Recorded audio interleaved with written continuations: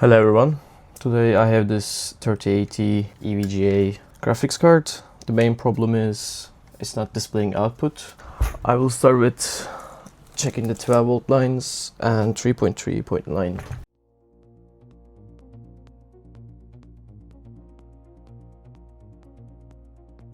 So card has no shorts, so I will put in my testing system to see if it detects.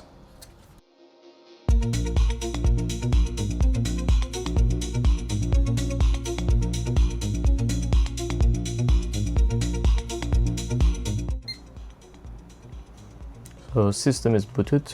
We will see if it detects in a second. So we can see it detected in the system. So I'm just gonna run memory test. And we can see it has a memory issue on the B1 channel. So I'm just gonna continue to replace that memory. I will see if that will help, and if that doesn't help, I will have to rebuild the core.